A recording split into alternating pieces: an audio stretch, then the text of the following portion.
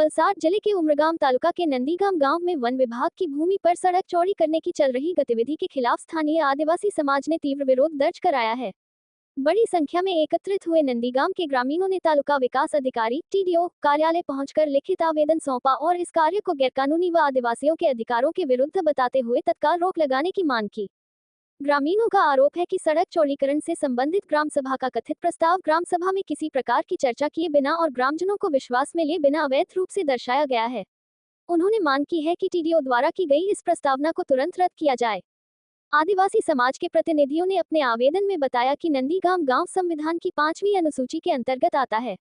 PSA act और one अधिकार अधिनियम 2006 के अनुसार किसी भी विकास कार्य से पहले ग्राम सभा की पूर्व स्वीकृति अनिवार्य है, लेकिन इस मामले में ग्राम सभा की कोई सहमति नहीं ली गई, जो कानून का गंभीर उल्लंघन है। ग्रामीणों ने यह भी आरोप लगाया कि यह सड़क किसी सार्वजनिक सुविधा के लिए नहीं, बल्कि विवादित सर्वे नंबर 94 की जमीन तक पहुंच बनाने के उद्देश्य से चौड़ी की जा रही है। यह जमीन हाल ही में गैर आदिवासी बिल्डरों द्वारा खरीदी गई है, जहां इंडस्ट्रियल पार्क या व्यावसायिक विकास की तैयारी चल रही है। इससे भूमि के दाम बढ़ाने और निजी हित साधने के लिए वन भूमि और आदिवासियों के घरों को नुकसान पहुंचाने का प्रयास किया जा रहा है। इस संबंध में उमरगाम के तालुका विकास अधिकारी ने पत्रकारों से बातचीत में कहा कि ग्रामीणों की प्रस्तुत शिकायत को गंभीरता से लिया गया है। वन विभाग को इस विषय में सूचित किया जाएगा और ग्राम सभा के प्रस्ताव व ग्रामीणों द्वारा लगाए गए आरोपों की उचित जांच कर विचार किया जाएगा। आदिवासी समाज ने चेतावनी दी है कि यदि यह प्रस्ताव तत्काल रद्द नहीं किया गया और वन अधिकार कानून के तहत लंबित आवेदनों का निपटारा नहीं हुआ, तो वे high court, national green tribunal (NGT) और राज्यपाल तक कानूनी कार्रवाई करेंगे। आज रस्ता परથી જતો છે એટલે લોકો અહીંથી નહીં જો ત્યાંથી એ લોકો ગમે તે કરતા છે। નંદીગામ ગ્રામ પંચાયતના ગ્રામજનો દ્વારા ગ્રામ પંચાયત દ્વારા જે ફોરેસ્ટ વિભાગની જગ્યા છે એની અંદર રસ્તો પટેલપાડા સુધી નેશનલ હાઈવે 48 પટેલપાડા સુધી જે રસ્તો બનાવવા માટે દરખાસ્ત કરેલી હતી અને એ દરખાસ્ત ગ્રામ પંચાયત દ્વારા અત્રે મોકલવામાં આવેલી હતી અને આપણે તાલુકામાંથી વન વિભાગને ફોરવર્ડ કરવામાં આવેલી હતી।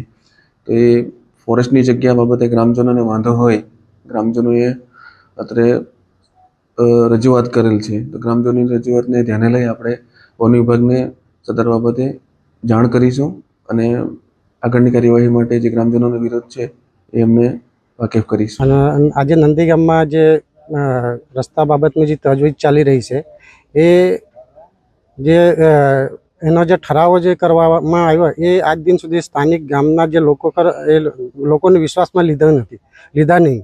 અને બીજું કે પંચાયતની જે બોડી એ લોકોને બી જણાવવામાં આવ્યું નહીં।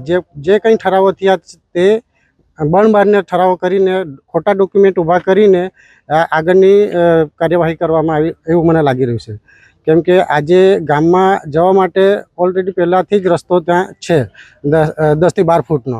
હવે તેને પહોળા બનાવવા માટે આવે તો પછી અમારે પાછલામાં જે ત્યાં 18 એકરની જમીન ખરીને એમાં એ લોકો ઇન્ડસ્ટ્રીયલ ઝોન ઊભું કરવા માંગે એવું અમને લાગી રહ્યું છે।